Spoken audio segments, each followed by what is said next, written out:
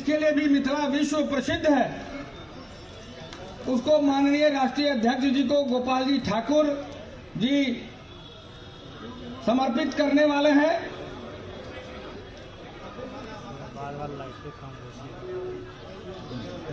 Madhubani painting या Mithila painting देकर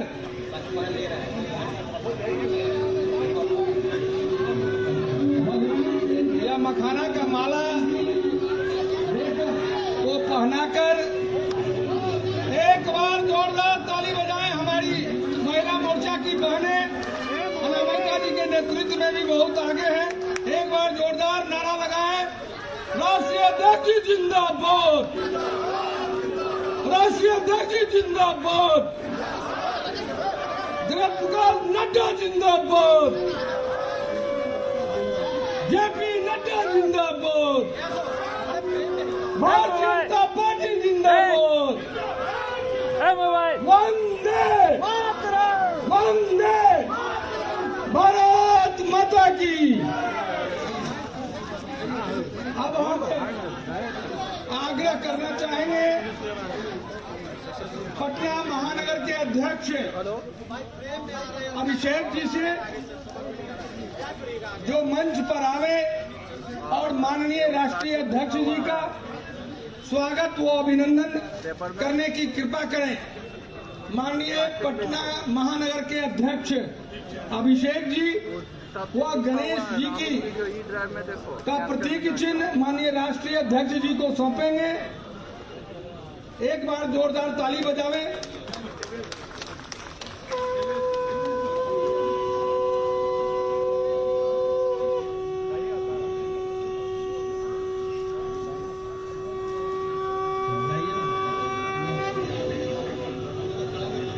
अब हम आज के इस 11 जिले के उद्घाटन समारोह में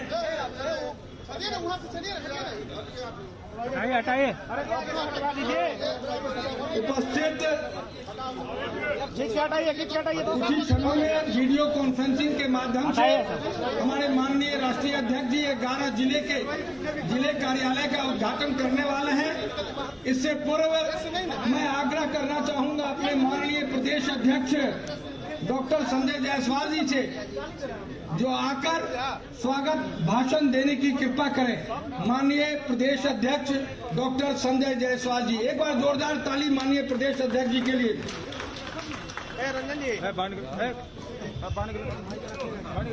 आज भारतीय जनता पार्टी के मील के पत्थर के दिन यहाँ उपस्थित भारतीय जनता पार्टी के माननीय राष्ट्रीय अध्यक्ष श्री जेपी नड्डा जी, माननीय राष्ट्रीय महामंत्री सह महामंत्री संगठन श्री सौदान सिंह जी, माननीय महामंत्री और बिहार के प्रभारी श्री भूपेंद्र यादव जी, माननीय प्रेम कुमार जी, माननीय नंदकिशोर यादव जी, माननीय मंगल पांडे जी, माननीय नित्यानंद राय जी, माननीय राधा मोहन सिंह जी, उपस्थित सभी हमारे मंचासीन महानुभाव और सभी भारतीय जनता पार्टी के मेरे कार्यकर्ता बंधु, आज बिहार के लिए बहुत ही विशेष दिन है।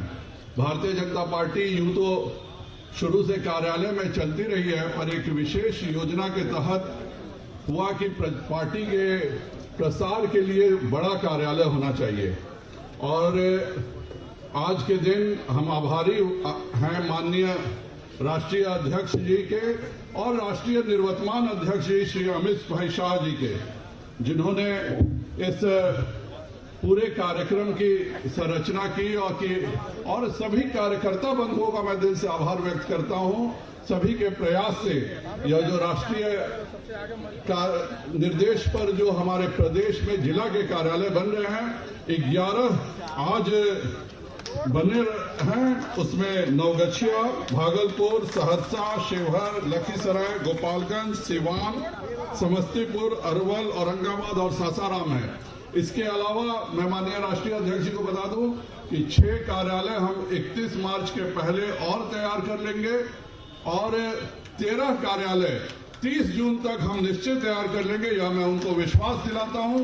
उन सभी के आशीर्वाद से भारतीय जनता पार्टी का प्रत्येक कार्यकर्ता चाहता है कि अपना एक भवन हो, हमारी जो भी बैठकें हो हमारे अपने जिला कार्यालय में हो, हमें किसी दूसरे जगह जाना नहीं पड़े।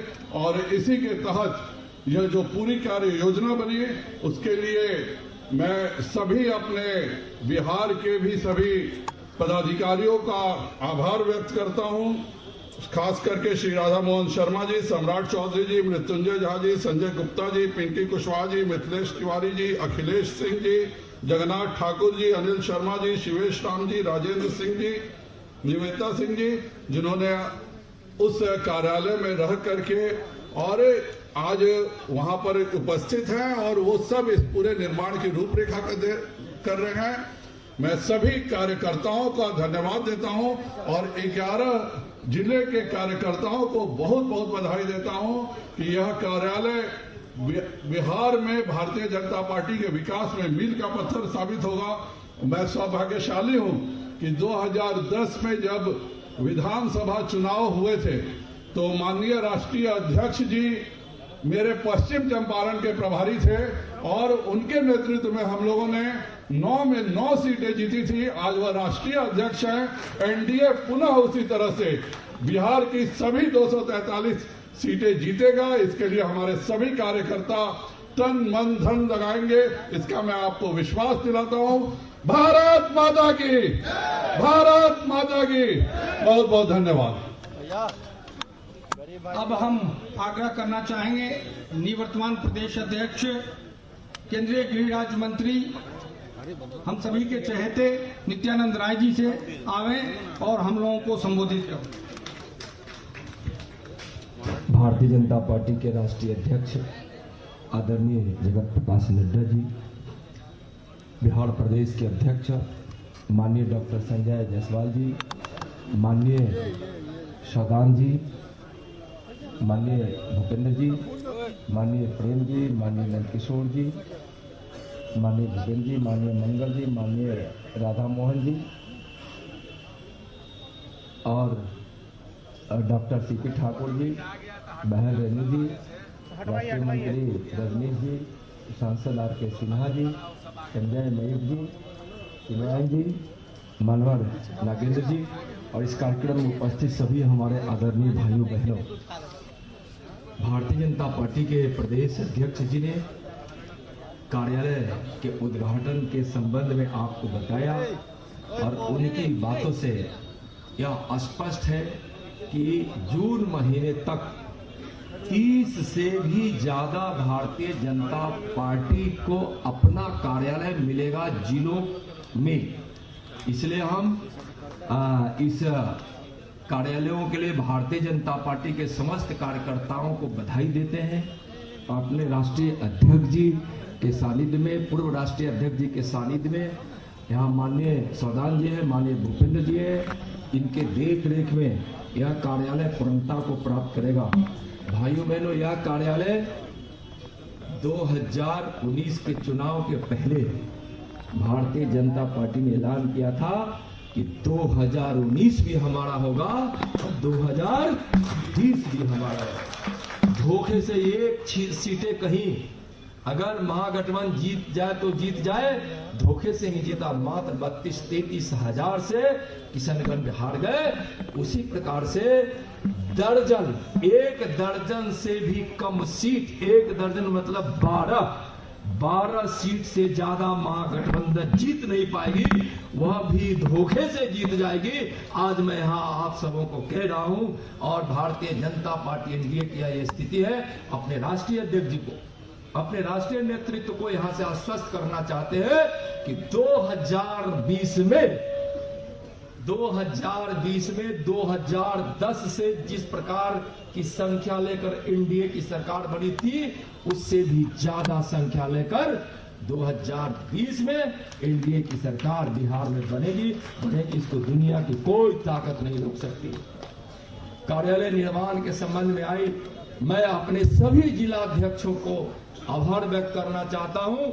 माननीय राष्ट्रीय अध्यक्ष जी के सामने कहने में मुझे खुशी महसूस हो रही है कि भारतीय जनता पार्टी ने तय किया था कि हम सभी जिले कार्यालयों का निर्माण जनसंघ काल से लेकर हम वैसे जो वर्तमान अध्यक्ष तक है, उनके घर की आंगन की मिट्टी के कण से हम उसका शिलान्यास करेंगे।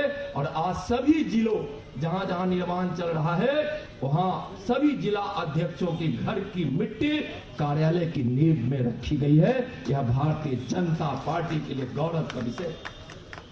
प्रदेश कार्यालय भी जब बनेगा, संजय जी और डॉक्टर संजय साहब लगे हैं, माननीय प्रदेश अध्यक्ष, माननीय संगठन मंत्री जी लगे हैं, पूरी टीम लगे है पार्टी की। जल्द ही भारतीय जनता पार्टी का प्रदेश का भी कार्यालय का निर्माण यहाँ होगा और उसमें भी प्रत्येक प्रदेश अध्यक्ष, जो चाहे वह झारखंड में ही क्यों ना हो, जनसंघ काल से अभी तक कि उनके गांव की मिट्टी, उनके आंगन की मिट्टी से उसकी नींव रखी जाएगी। यह भारतीय जनता पार्टी की भावना है। उन तपस्वियों की याद में जिन्होंने भारतीय जनसंघ से लेकर अभी तक संगठन को बढ़ाने में अपना सर्वस्व न्यौछावर किया है, उन पवित्र मिट्टी से प्रदेश कार्यालय का भी नींव पड़ेगा। और आज मैं पूरे कार्यालय जहां बन गए हैं, जहां बनकर तैयार होने वाला है, जहां जमीन खरीद ली गई है, सबको, जहां 2-3 जिले बचे हैं, 4 जिले, वहां भी जल्द ही जमीन होगा। हम अपने राष्ट्रीय अध्यक्ष जी को, प्रदेश अध्यक्ष जी की ओर से हम आश्वस्त करना चाहते हैं, पूरी टीम की ओर से आश्वस्त करना चाहते हैं। पुनः कार्यकर्ताओं को आज के कार्यालय के इस शुभ उद्घाटन जो राष्ट्रीय अध्यक्ष जी माननीय आदरणीय जगत प्रकाश नड्डा जी के कर कमलों द्वारा हो रहा है, मैं इन कार्यालयों का बधाई भारतीय जनता पार्टी के समस्त कार्यकर्ताओं को देता हूं। जय हिंद, जय भारत, जय भाजपा। अब हम अपने माननीय राष्ट्रीय अध्यक्ष जेपी नड्डा साहब से आग्रह करना चाहेंगे कि सभी 11 जिले का संयुक्त रूप से उद्घाटन, जो उनके सामने में रिमोट टेबल पर है, उस पर ब्लू बटन दबाकर उसका उद्घाटन करेंगे। सभी कार्यकर्ता बंधु से मेरा आग्रह है कि एक बार खड़े होकर जोरदार तालियों से इस उद्घाटन समारोह में उत्साह चांद राम है।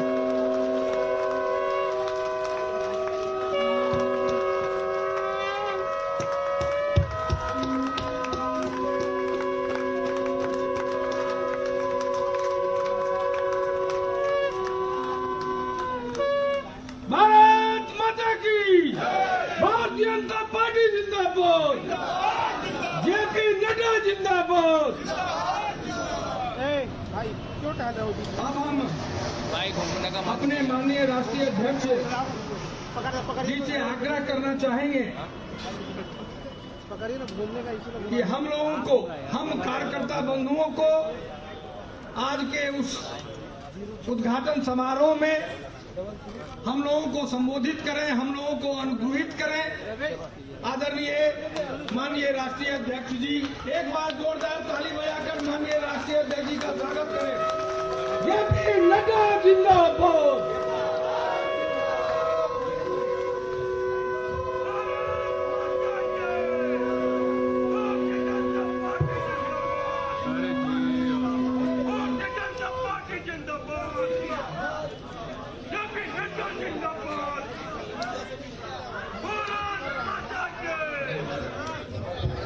सभी बोलेंगे मेरे साथ, भारत माता की, भारत माता की, भारत माता की। आज के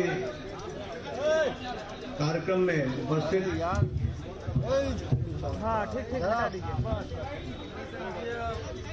हो गया छोड़ दीजिए। अब कमलों हटा दीजिए।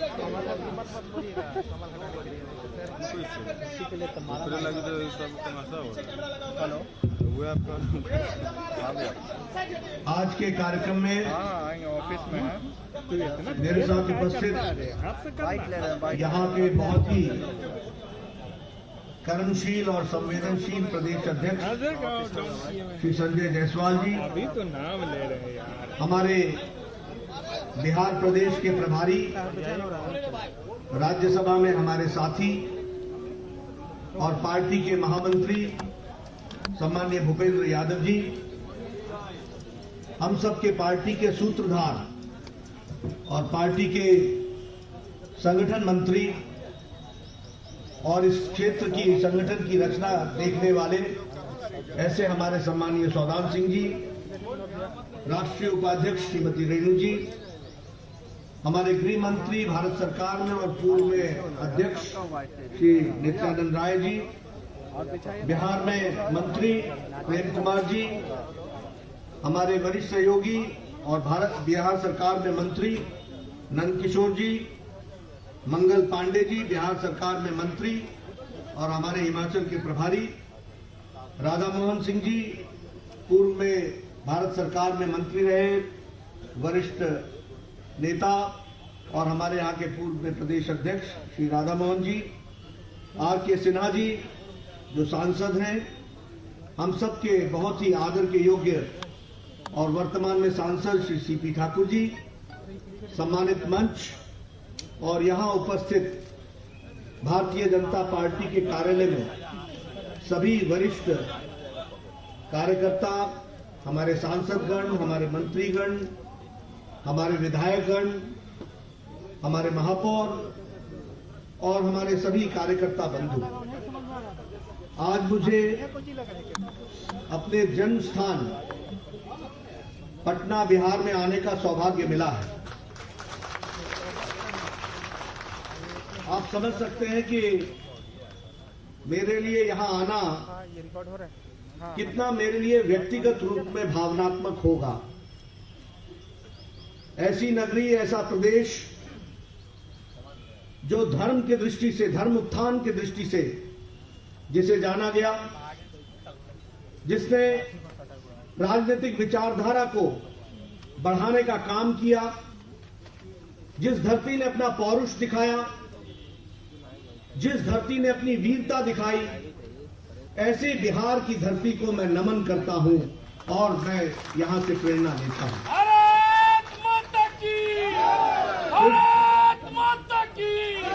फिर चाहे हम पटना को पटना साहिब के नाम से, गुरु गोविंद सिंह जी के जन्म स्थान के नाम से जोड़े, या फिर भगवान महावीर जी के नाम से हमारे 24वें तीर्थंकर की दृष्टि से जोड़े, या फिर हम चंद्रगुप्त मौर्य की दृष्टि से बिहार की धरती को याद करें, या चाणक्य की पुण्य भूमि की दृष्टि से बिहार को याद करें। हर दृष्टि से बिहार का गौरवमय इतिहास दिखता है। ऐसी धरती को मैं नमन करता हूं। मैं यहां जब आया तो मुझे अपने बचपन के दिन भी याद आए। मैं यहां बैठा बैठा राधा मोहन जी को बता रहा था, भूपेंद्र जी को बता रहा था कि इस कार्यालय की तो शक्ल बदल गई है। ये कार्यालय पहले हरे रंग की खिड़कियां होती थी, हरे रंग का छड़ होता था, पीछे कैलाशपति मिश्रा जी रहते थे और इस कार्यालय में से मेरा विशेष संबंध ऐसा रहा कि कोई ऐसा राष्ट्रीय नेता नहीं है जिसको लेके मैं यहां नहीं आया। फिर चाहे कुशाभाऊ ठाकरे हों, सुंदर सिंह भंडारी हों, हमारे अपने अडवाणी जी हों, कोई भी नेता, सबको लाने की जिम्मेवारी मेरी ही रहती थी। और उस समय से मैं कार्यालय के साथ जुड़ा हुआ था और आज मुझे यहां कार्यालय के उद्घाटन का सौभाग्य मिल रहा है। मैं इसको निश्चित रूप से सौभाग्य मानता हूं कि मुझे ये मौका मिला है। मैं बैठा बैठा ये भी याद कर रहा था कि बहुत से लोग, नई पीढ़ी है, उनको शायद जयप्रकाश नारायण के आंदोलन का की याद ना हो। यही सर्पेंटाइन रोड थी, जिस सर्पेंटाइन रोड से हम आगे बढ़े थे। 18 मार्च 1974 और नंद किशोर जी को याद होगा किस तरीके से अश्रु गैस, गोलियां बरसाई गई, लाठियां चली, किस तरीके से छात्रों पर उस समय बर्बरता हुई। अब्दुल गफूर जी की सरकार थी और उस समय से मैं तो एक छात्र था, राजनीति से दूर का भी वास्ता नहीं था। लेकिन उस मोड़ ने मुझे राजनीतिक दृष्टि की तरफ प्रेरित कर दिया कि अगर अन्याय के खिलाफ लड़ना है तो वह लड़ाई जरूर लड़नी चाहिए, उसके लिए चाहे जिंदगी में। इसलिए ऐसे भूमि के साथ जब अपने आप को जोड़कर मैं देखता हूं तो आप समझ सकते हैं कि मुझे आज कितनी खुशी हो रही है। आज मुझे कार्यालय का 11 कार्यालयों के निर्माण पूर्ण होने पर उसका उद्घाटन करने का सौभाग्य मिला है। हम बचपन में कहा करते थे कि किसी भी संगठन को चलना चाहिए तो उसके 5 क होने चाहिए। सबसे पहले तो कार्यकर्ता होना चाहिए, फिर कार्यक्रम होना चाहिए, फिर कार्यकारिणी होनी चाहिए, फिर कोष होना चाहिए, और इन सबको चलाने के लिए कोई स्थान होना चाहिए, इसलिए कार्यालय होना चाहिए। आज मुझे खुशी है कि हमारे पूर्व अध्यक्ष और भारत के गृह मंत्री ने इस रचना को एक साकार रूप में दिया। उन्होंने योजना बनाई कि भारतीय जनता पार्टी का कोई भी जिला बिना कार्यालय के नहीं रहेगा। इस काम को उन्होंने अपने हाथ में लिया और आज मुझे खुशी है कि लगभग 590 जिलों में, यहां हमारे सम्मानीय सौदान सिंह जी बैठे हैं, आप कार्यालय निर्माण समिति प्रकल्प के अध्यक्ष रहे, इनकी देखरेख में कार्यालय बनने का काम शुरू हुआ। 590 ऐसे कार्यालय हैं जहां जमीन ले ली गई, 487 कार्यालय बन चुके हैं और बाकी की जमीन लेने का प्रोसेस चल रहा है। मुझे बिहार में भी खुशी है कि 45 में से 36 स्थानों पर आपने जमीन की प्रक्रिया पूरी कर ली है। आपने 11 कार्यालय आज निर्माण की अवस्था पूरी हो गई है। 6 कार्यालय 2 महीने में बनकर के तैयार हो जाएंगे और 13 कार्यालय इस साल के अंत तक आप और बना देंगे। आप इसमें कीर्तिमान स्थापित करेंगे। आपको मैं साधुवाद देता हूं, आपको मैं बधाई देता हूं। मित्रों, ये कार्यालय सिर्फ कार्यालय ढांचा नहीं है। इस कार्यालय में मॉडर्न फैसिलिटीज के साथ सुसज्जित ये कार्यालय है, लैस है। इन सभी कार्यालयों में वीडियो कॉन्फ्रेंसिंग और ऑडियो कॉन्फ्रेंसिंग की सुविधा होगी। इन सभी कार्यालयों में ई लाइब्रेरी की सुविधा होगी ताकि हमारा कार्यकर्ता कुछ भी जानना चाहे वह डिजिटल लाइब्रेरी के माध्यम से वो निकाल सकता है, पढ़ सकता है, जानकारी हासिल कर सकता है। इसमें conference room, meeting room, reception, ये सारी की व्यवस्था एक मॉडर्नाइज तरीके से बनाई गई है और ऐसे कार्यालयों का श्री गणेश आज हुआ है। मैं बिहार के कार्यकर्ताओं को बधाई देता हूं। आप इस कार्यालय का सदुपयोग कीजिए और भारतीय जनता पार्टी को आगे ले जाने में अपना योगदान कीजिए, ऐसा मैं आप सबसे निवेदन करना चाहता हूं। मित्रों, हमारी पार्टी विचार पर खड़ी पार्टी, संगठन के आधार पर खड़ी पार्टी और बहुत मजबूत वैचारिक पृष्ठभूमि पर खड़ी पार्टी। मैंने पटना में जब आया था तो पिछली बार भी इस बात को बोला था, जो भी पार्टी में कार्यकर्ता है वो अपने आप को सौभाग्यशाली माने। आज लगभग 2500 राजनीतिक दल है देश में। 59 ऐसे प्रदेश है, 59 ऐसे दल हैं जिनको इलेक्शन कमीशन की मान्यता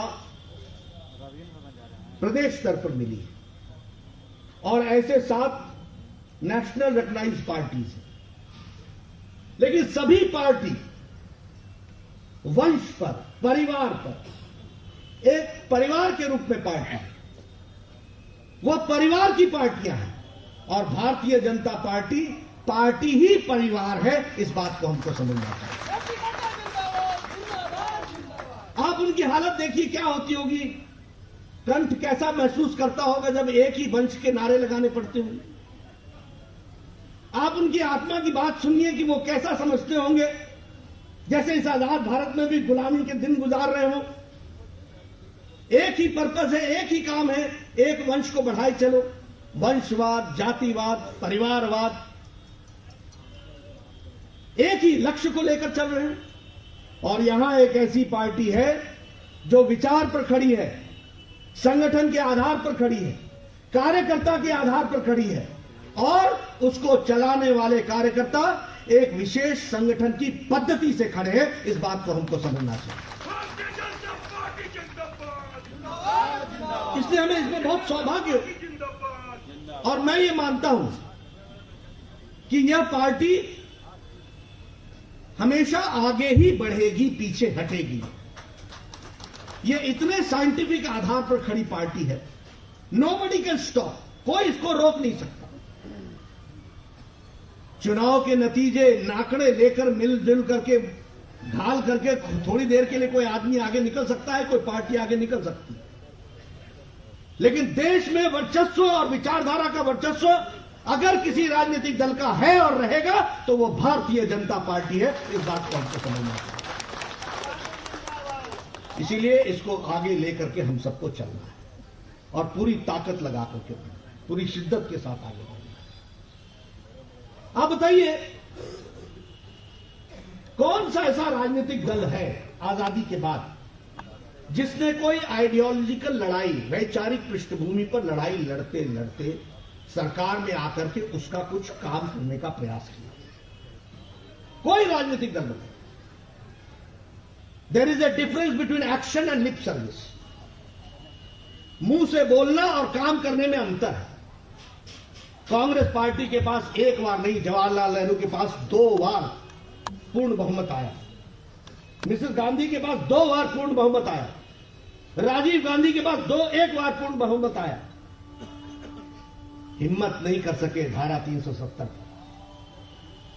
यह मोदी जी की सरकार है। आपने 303 एमपी जिता करके भेजे, मई महीने में आपने भेजा और अगस्त महीने में धारा 370 को धाराशाही कर दिया। इस बात का आपको यहां बैठे लोग कोई जवानी से बूढ़ा हो गया, कोई बचपन से नौजवान हो गया, एक ही नारा लगाता था, एक देश में 2 निशान, 2 विधान, 2 संविधान, 2 प्रधान नहीं चलेंगे। कभी सोचा नहीं था कि इसको हम बदल पाएंगे। लेकिन आपने राजनीतिक दृष्टि से विषय को रखा, आपने राजनीतिक दृष्टि से तय किया, मोदी जी को आशीर्वाद भरपूर दिया, और मोदी जी की इच्छा शक्ति और अमित शाह जी की रणनीति ने धारा 370 को समाप्त कर दिया। इस बात को समझना चाहिए। और मित्रों, मैं आपकी जानकारी के लिए बताना चाहता हूं, क्योंकि ये बातें बहुत लोगों की जानकारी में नहीं रहती है। मैं जम्मू कश्मीर का लंबे समय तक प्रभारी भी रहा। आपको लगता होगा कि आप खुश हैं, आपको लगता होगा कि यह भावनात्मक विषय था, देश में जुड़ने का विषय था, एजेंडा इज कंप्लीट। लेकिन आपको मालूम नहीं है, और मैं मीडिया वालों से विशेष करके कहना चाहता हूं कि उनको जानकारियां हासिल करनी चाहिए। आपसे ज्यादा खुश जम्मू कश्मीर के लोग हैं, ये आपको समझना चाहिए। आपने नामग्याल का भाषण सुना होगा संसद में। बड़े भूभाग को रिप्रेजेंट करता है लद्दाख। आपने उसकी व्यथा सुनी होगी। उसने क्या कहा था? उसने कहा शासन करने में और राज करने में अंतर होता है। तुमने शासन नहीं किया, तुमने राज किया है। चंद परिवार, 2 परिवार और साथ में मिलीजुली कांग्रेस पार्टी, इसने सारा हलवा मांडा खाया, धारा 370 का फायदा उठाया, अपने हित साधा और जम्मू कश्मीर के लोगों को मुसीबत में डाले रखा। आपको जानकर के आश्चर्य होगा, सारा लद्दाख ट्राइबल है कि नहीं है? आदिवासी है कि नहीं है? ट्राइबल जिला है कि नहीं है? वहां पर ट्राइबल की पॉलिटिकल रिजर्वेशन नहीं है। ये गुजर और बकरवाल जो मुसलमान हैं, लोग सेकुलरिज्म की बात करते हैं, लोग हिंदू और मुस्लिम को बांटने की बात करते हैं। बकरवाल और गुजर वहां का मुसलमान है, वो देशभक्त है। भारत की फौज के साथ कंधे से कंधा मिलाकर के पुंछ रजौरी की बॉर्डर पर खड़ा होकर पाकिस्तान को मुंह तोड़ जवाब देता है।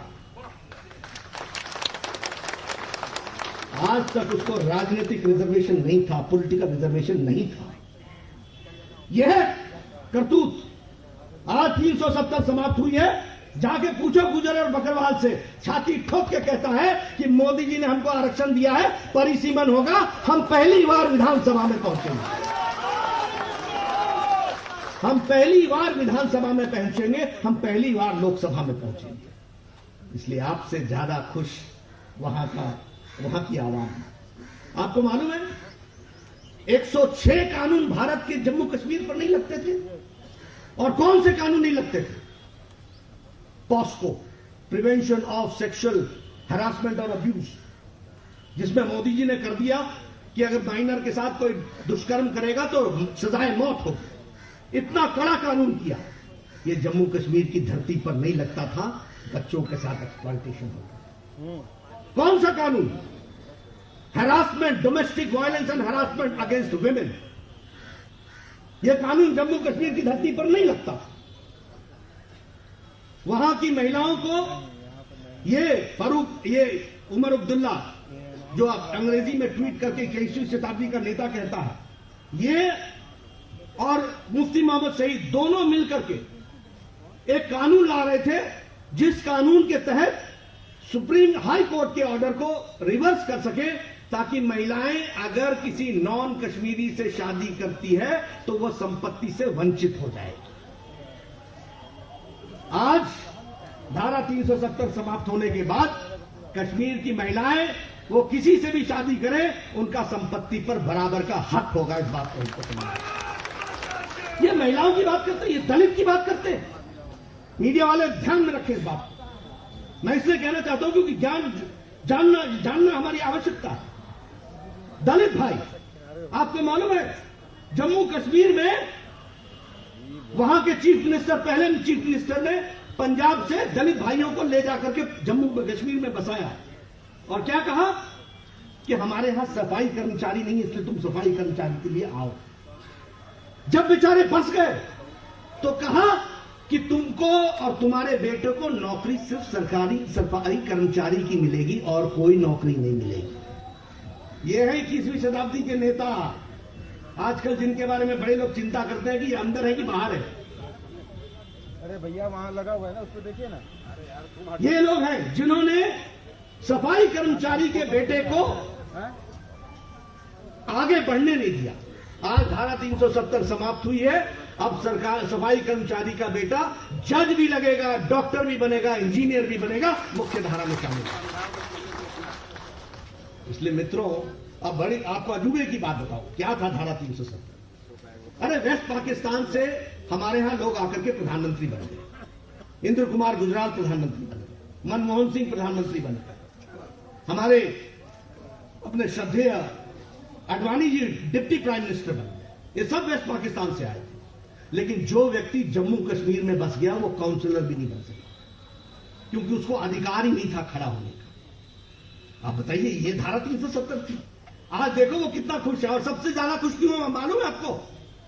मैं इसलिए बता रहा हूं कि ये आइडियोलॉजिकल लड़ाई, ये जो मोदी जी की इच्छा शक्ति है, ये भारत में भावनात्मक विषय के लिए नहीं, वो भावनात्मक विषय तो है ही है, लेकिन ये जम्मू कश्मीर को मुख्य धारा में लाने का है, आजादी करार दिलाने का है। इस बात को हमको समझना है।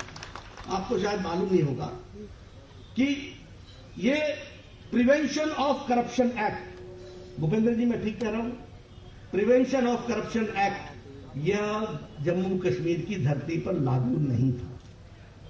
भारत सरकार का पैसा खाए चलो, हलवा मांडा बनाए चलो, मजे किए चलो, डल लेक की सफाई करते रहो, पता नहीं गाद निकली या वो पैसा कहां गया। अब सबकी इंक्वायरी शुरू हुई है। जिसने भ्रष्टाचार 30 साल किया है या तो जेल में होगा या बेल पर होगा। और एक बात और बता दूंगा आपको, आजादी के बाद पहली बार जम्मू कश्मीर में पिछले से पिछले महीने बीडीसी का चुनाव हुआ।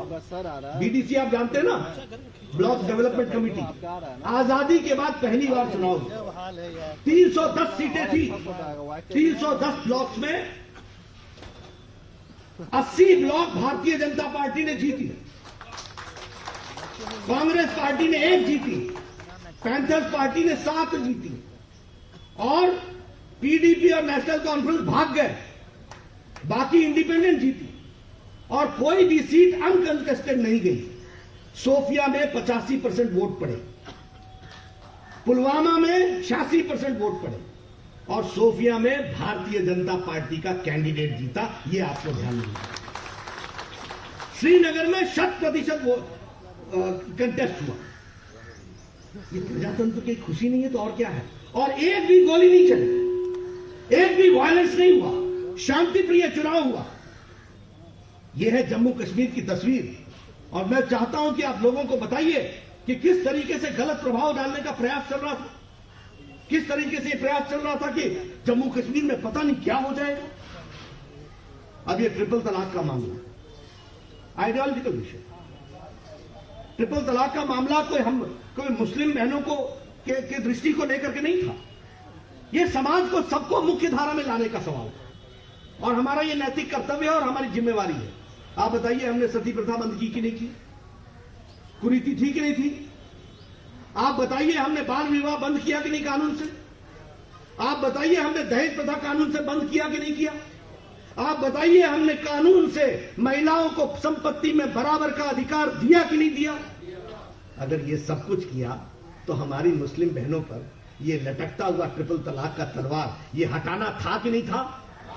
सुप्रीम कोर्ट ने कहा था कि नहीं कहा था?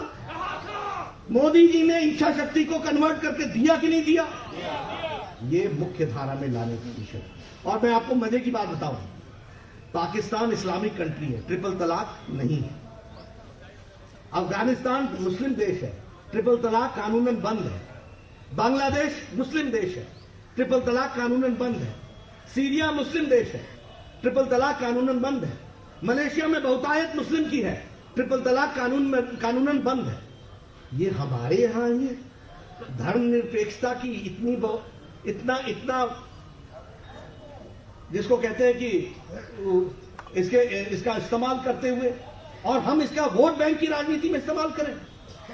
हमने कांग्रेस पार्टी के नेताओं से पूछा दिक्कत क्या है? बोले दिक्कत आप नहीं समझोगे। मैंने कहा समझाओ भैया, व्हाट इज दी प्रॉब्लम? बोले नहीं आपके नहीं समझ में आए। मैंने कहा वोट बैंक। हंसते हंसते बोलता हाँ, इनके लिए देश पीछे है, वोट बैंक आगे है। हमारे लिए देश आगे है, वोट बैंक पीछे है। बात को हमको समझना ये इसलिए मित्रों, चाहे वो बजट का मामला हो, चाहे वो इकोनॉमी का मामला हो, हर दृष्टि से भारतीय जनता पार्टी सजग होकर के और मोदी जी के नेतृत्व में एनडीए की सरकार सजग होकर के इन सारी चीजों को आगे बढ़ाने का काम कर रही है और एक मजबूत आधार पर मजबूत भारत बढ़ाने का काम कर रही है। आप बताइए, दुनिया में भारत की छवि आज भिन्न है कि नहीं है? आप बताइए कि अमेरिका का राष्ट्रपति डोनाल्ड ट्रंप भारत को अलग दृष्टि से देखते हैं कि नहीं देखते? मोदी जी को अलग दृष्टि से देखते हैं कि नहीं देखते? ये कैसे हुआ? आज क्या कारण है कि अमेरिका के राष्ट्रपति से अच्छे संबंध? आज क्या कारण है कि इंग्लैंड में भी लोग महसूस करते हैं कि भारतीय मूल के लोगों के ही माध्यम से उनकी सरकार बनेगी? आज क्या कारण है कि सारे यूरोप में भारत का डंका बजता है?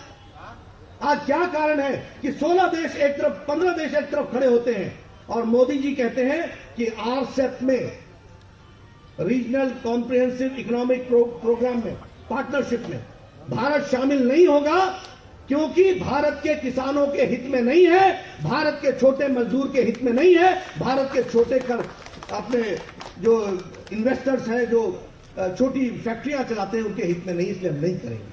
और दुनिया के 15 देश क्या बोलते हैं? ये नहीं कहते हैं कि मोदी जी अलग हो गए, वो कहते हैं कि we respect the arguments and sentiments of mister Modi. हमको आदर करते हैं। और मोदी जी क्या कहते हैं कि ये मेरा आदर नहीं है, ये भारत के करोड़ों किसानों का आदर है, ये लाखों मजदूरों का आदर है जिसको उन लोगों ने आदर किया। आज भारत की छवि बनी। ये सब आइडियोलॉजिकल आर, जिसको हम कहते हैं वैचारिक पृष्ठभूमि पर जो काम हुआ है, उसके कारण इस बात को आगे। मैं बहुत सी बातें बता सकता हूं, लेकिन अब मैं बिहार की ओर आता हूं। आज मैं बिहार की ओर जब आता हूं, मंगल पांडे जी लेने आते हैं, नंद किशोर जी लेने आते हैं, संजय जी लेने आते हैं, तो मैं पूछता हूं, इधर से घूमता हूं तो बोले ये यहां नया पुल बन गया। उधर मुड़ता हूं तो बोलते हैं यहां भी नया पुल बन गया। हाजीपुर के पुल की तरफ जाते तो बोलते नहीं एक और बन रहा है। ये तस्वीर भारत की, आप बिहार की, आप लोग तो देखे होंगे, मैं उन्हीं में से हूं जिसको कभी मुजफ्फरपुर जाना पड़ता था तो 6.5 से 7 घंटे लगते। मैंने देखा है, आप लोगों में से पता नहीं बहुत से लोगों ने एलटीसी घाट नहीं देखा हो। हमने एलटीसी घाट भी देखा है, अपनी गाड़ी भी चढ़ाई है और उधर जाकर के उतरे भी हैं और वहां से जाकर के रक्सौल तक पहुंचे हैं। दिन पूरा लगा। आज जब मैं एक बार प्रभारी के रूप में बेतिया जाना पड़ा तो इन्होंने कहा 4 घंटे लगेंगे। मैंने कहा 4 घंटे बेतिया, क्या बात कर रहे हो? नहीं, इधर से फटाफट निकल जाएंगे, सड़क बन गई। बिहार की तस्वीर पिछले 10 सालों में और पिछले 5 सालों में विशेष करके पूरी तरीके से बदली है। इसको हमको समझना चाहिए ताकत के साथ। और मैं ये कहना चाहता हूं, इसका आशीर्वाद जो मिला है वो नरेंद्र मोदी जी का बिहार को आशीर्वाद मिला है, ये हमको समझना चाहिए। कहीं बात करो 1400 करोड़ का ये प्रोजेक्ट, कहीं बात करो 2300 करोड़ का ये प्रोजेक्ट, कहीं बात करो 3300 करोड़ का ये प्रोजेक्ट। ये बरौनी की लाइन बन रही है, ये वहां पर नया ब्रिज बन रहा है, ये नया यहां पर नया मेट्रो का काम चल रहा है, ये नई स्टेज का काम चल रहा है। चला है कि नहीं चला है? आप बताते हैं कि नहीं बताते हैं कि इंफ्रास्ट्रक्चर में काम हुआ है? मोदी जी ने करोड़ों करोड़ों हजारों करोड़ रुपए लगाए हैं कि नहीं लगाए? और उसको धरती पर इस्तेमाल करने का काम नीतीश कुमार जी ने किया है, ये हमको ध्यान रखना है। इसलिए मित्रों, आने वाले समय में हमको पूरी शिद्दत के साथ आने वाले नवंबर के चुनाव में नीतीश जी के नेतृत्व में एनडीए की सरकार बने, उसके लिए हमें पूरी ताकत लगानी है। हम सबको मिल करके उसको आगे बढ़ाना है। ये बात मैं आपको कहना चाहता हूं। एक बात हम ध्यान में रखें कि जीत हमारी है। लोग कई तरह की रणनीतियों की बात करेंगे, लोग हर एक तरीके से विषयों को विषयांतर करने की कोशिश करेंगे और विपक्ष का प्रयास हमेशा इस बात का रहता है कि किस तरीके से भारतीय जनता पार्टी के खिलाफ घात लगाया जाए। ये कभी संभव नहीं है। हम आगे बढ़ेंगे, पूरी ताकत के साथ बढ़ेंगे। बिहार में हम लोगों ने अपनी सरकार बनानी है, उस मजबूती के साथ बिहार की तस्वीर बदलनी है। आज मैं आ रहा था, मैं देख रहा था, वो चाहे पुलिस हेडक्वार्टर्स की बात हो, चाहे डायनासोर म्यूजियम की बात हो, चाहे इधर की बात हो, चाहे कि फ्लाईओवर की बात हो, सारे इंफ्रास्ट्रक्चर का काम हमेशा एनडीए की सरकार में हुआ है। इस बात को हमको समझना चाहिए। हमेशा एनडीए की सरकार में। BJP is synonym of development. Bharatiya Janata party विकास की पर्यायवाची, इसका विकास का दूसरा नाम। सबको साथ लेकर के चलना, सारे समाज को साथ लेकर के चलना, सब में विश्वास पैदा करना, इस काम को हमको करना पड़ेगा। और मैं कार्यकर्ताओं से एक निवेदन करना चाहता हूं। मित्रों, राजनीति, मैं बचपन से इस बात को कहता था, इज नॉट ए हॉबी। राजनीति इज नॉट पार्ट टाइम। राजनीति is a serious work and it is a serious political work. ये बहुत ही शिद्दत के साथ कार्य करने वाली है। और एक बात याद रखना कि राजनीति में एंट्री है, एग्जिट नहीं है। आने का रास्ता है, जाने का नहीं। आदमी राजनीति से जाता तभी है जब वो उधर की ओर जाता है, उससे पहले नहीं जाता। इसलिए जब सारी जिंदगी रहना है तो जरा ढंग से खेलो, टिक के खेलो, टिक के काम करो और दूरदृष्टि लेकर के वैचारिक पृष्ठभूमि पर भारतीय जनता पार्टी को विजयश्री मिलती है तो भारत मजबूत होता है। इस बात को मन में गांठ बांध करके चलो, इस बात को लेकर के चलो। और मैं सब कार्यकर्ताओं से एक निवेदन करता हूं, कई बार हम काम करते करते चिंता करने लगते हैं, मेरा क्या होगा, मेरा क्या होगा। मैं सबको एक निवेदन करूंगा कि आप चिंता करो, पार्टी कहां जाएगी। पार्टी बढ़ेगी तो तुम भी बढ़ोगे, हम भी बढ़ेंगे, सब बढ़ेंगे। इस बात को समझना चाहिए। और पार्टी बढ़ेगी तो देश मजबूत होगा, इस बात को समझना चाहिए। इसलिए मैं आप सबसे निवेदन करने आया हूं, आपको बधाई देना चाहता हूं कार्यालय के लिए। आप कार्यालय का आज उद्घाटन हुआ है, इसका सदुपयोग कीजिए, मोस्ट मॉडर्न टेक्निक्स का फायदा उठाइए वैचारिक पृष्ठभूमि पर भारतीय जनता पार्टी का एक एक कार्यकर्ता पार्टी को मजबूती प्रदान करे। और फिर मैं दोहराता हूं कि भारत को मजबूत करना है, यशस्वी बनाना है, मोदी जी को के नेतृत्व में देश को आगे बढ़ाना है, तो भारतीय जनता पार्टी की जड़ों को और मजबूत करके आगे बढ़ना होगा। इसके लिए आप सब लोग पूरी ताकत लगाएंगे, ऐसा मेरा विश्वास है। मुझे आने का यहाँ सौभाग्य मिला, जो कुछ मेरे मन में कुछ बातें आई थी मैंने आपसे उसको आत्मसात किया है। इन्हीं शब्दों के साथ बहुत बहुत धन्यवाद। जय भारत, जय बिहार।